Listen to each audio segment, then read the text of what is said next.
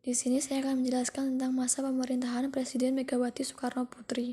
Presiden Megawati Soekarno Putri mengawali tugasnya sebagai Presiden kelima Republik Indonesia dengan membentuk Kabinet Gotong Royong. Kabinet ini memiliki 5 agenda utama, yakni membuktikan sikap tegas pemerintah dalam menghapus KKN, menyusun langkah untuk menyelamatkan rakyat dari krisis yang berkepanjangan, meneruskan pembangunan politik dan mempertahankan supremasi hukum, dan menciptakan situasi sosial kultural yang kondusif untuk memajukan kehidupan masyarakat, menciptakan kesejahteraan rakyat, dan rasa aman masyarakat dengan meningkatkan keamanan dan hak asasi manusia. Tugas Presiden Megawati di awal pemerintahannya terutama upaya untuk memberantas KKN terbilang berat karena selain banyaknya kasus-kasus KKN masa Orde Baru yang belum tuntas, kasus KKN pada masa pemerintahan Presiden Abdurrahman Wahid menambah beban pemerintahan baru tersebut.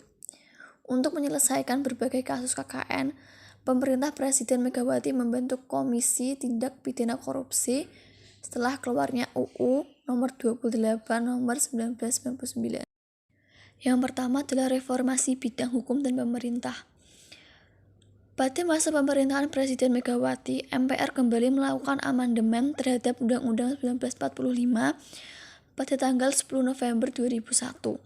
Amandemen tersebut meliputi penegasan Indonesia sebagai negara hukum dan kedaulatan berada di tangan rakyat. Salah satu perubahan penting terkait dengan pemilihan umum adalah perubahan tata cara pemilihan presiden dan wakil presiden yang dipilih langsung oleh rakyat dan mulai diterapkan pada pemilu tahun 2004. Dengan demikian, rakyat akan berpartisipasi dalam pemilihan umum untuk memilih calon anggota legislatif, presiden, dan kepala daerah secara terpisah. Hal lain yang dilakukan terkait dengan reformasi di bidang hukum dan pemerintahan adalah pembatasan wewenang MPR, kesejajaran kedudukan antara presiden dan DPR yang secara langsung menguatkan posisi DPR, kedudukan DPR, penetapan APBN yang diajukan oleh Presiden, dan penegasan wewenang BPK. Salah satu bagian penting amandemen yang dilakukan MPR terkait upaya pemberantasan KKN adalah penegasan kekuatan kehakiman sebagai kekuatan independen untuk menyelenggarakan peradilan yang adil dan bersih guna menegakkan hukum dan keadilan yang dilakukan oleh Mahkamah Agung.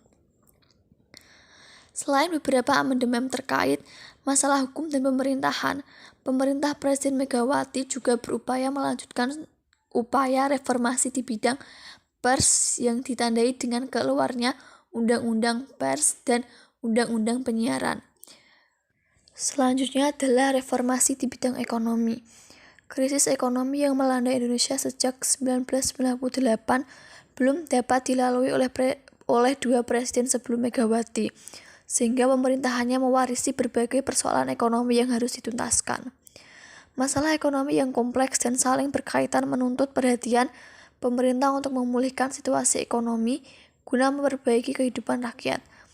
Wakil Presiden Hamzahas menjelaskan bahwa pemerintahan merancang paket kebijakan pemulihan ekonomi menyeluruh yang dapat menggerakkan sektor real dan keuangan agar dapat menjadi stimulus pemulihan ekonomi.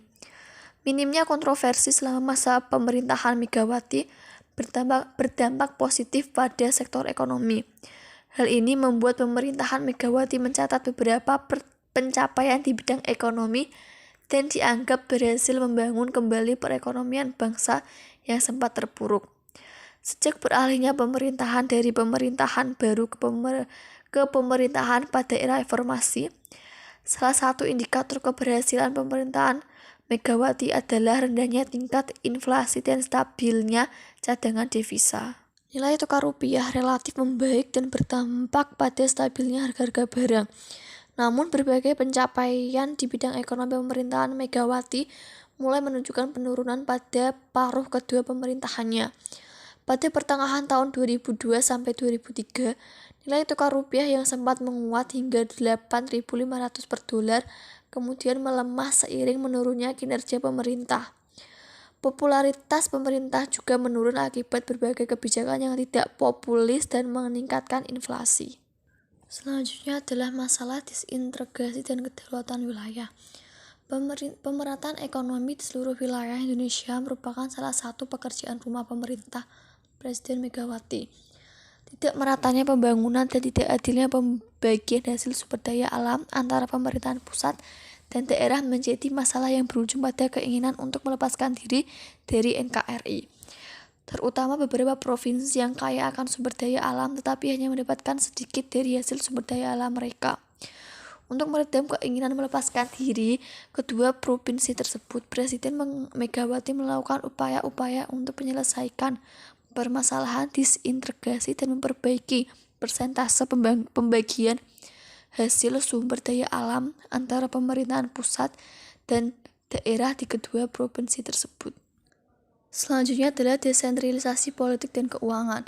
Terkait hubungan pemerintahan pusat dan daerah, pemerintahan Presiden Megawati berupaya untuk melanjutkan kebijakan otonomi daerah tentang pertimbangan keuangan pusat daerah. Upaya ini merupakan proses reformasi tingkat lokal terutama pada bidang politik, pengelolaan keuangan daerah, dan pemanfaatan sumber-sumber daya alam. Setelah berakhirnya pemerintahan Orde Baru, rakyat di beberapa daerah mulai menyuarakan ketidakpuasan mereka terhadap sistem sentralisasi kekuasaan dan wewenang pemerintah pusat yang sangat kuat. Berkaitan erat dengan sistem pemulihan umum berikutnya yang akan diselenggarakan pada tahun 2004. Sejalan dengan rencana pelaksanaan otonomi daerah, pemerintah secara aktif mengeluarkan beberapa undang-undang yang mendukung pelaksanaan otonomi daerah. Sistem pemilihan langsung terhadap wakil-wakil rakyat di daerah dan kepala daerah menjadikan pelaksanaan otonomi daerah semakin memberikan kesempatan bagi rakyat di daerah untuk berperan lebih besar dalam memajukan wilayah mereka. Selanjutnya adalah upaya pemberantasan KKN. Presiden Megawati belum berhasil melakukan penegakan hukum atau law enforcement. Berbagai kasus KKN yang diharapkan dapat diselesaikan pada masa pemerintahannya menunjukkan masih belum maksimalnya upaya Presiden Megawati dalam penegakan hukum yang terutama kasus-kasus KKN besar yang melibatkan pejabat negara. Belum maksimalnya penanganan kasus-kasus tersebut juga disebabkan karena kurangnya jumlah dan kualitas aparat penegak negara hukum sehingga proses hukum terhadap beberapa kasus berjalan sangat lambat dan berimbas pada belum adanya pembuktian dari kasus-kasus yang ditangani. Selanjutnya adalah pelaksanaan pemilu pada tahun 2004. Pemilu tahun 2004 merupakan pemilu pertama di mana untuk pertama kalinya masyarakat pemilih hak suara dapat memilih wakil rakyat sebagai mereka di tingkat pusat dan daerah secara langsung. Pemilu untuk memilih anggota legislatif tersebut selanjutnya diikuti dengan pemilihan umum untuk presiden wakil presiden. Pemilu legislatif yang 2004 yang diselenggarakan pada 5 April 2004 diikuti oleh 24 partai politik. KPU meloloskan 5 pasangan calon presiden dan wakil presiden yang dianggap memenuhi persyaratan yang telah ditetapkan berdasarkan keputusan KPU nomor 36 tahun 2004 untuk mengikuti pemilihan presiden dan wakil presiden, yakni tertera pada PowerPoint. Pemilu presiden yang diselenggarakan pada tanggal 5 Juli 2004 belum menghasilkan satu pasangan calon presiden dan calon wakil presiden yang mendapatkan suara lebih dari 50%, sehingga pemilu presiden diselenggarakan dalam 2 putaran. Dalam pemilu presiden putaran kedua yang diselenggarakan pada tanggal 20 September 2004, pasangan SBY dan Yusuf Kala mengungguli pasangan Megawati dan Kiai Haji Ahmad Hashim. Pada pemilu putaran kedua tersebut, pasukan Susilo Bambang SBY dan Yusuf Kala memperoleh 62.266.350 suara atau 60,62%, sedangkan Megawati memperoleh 39,38%. Sekian presentasi dari saya, mohon maaf bila ada kesalahan. Terima kasih.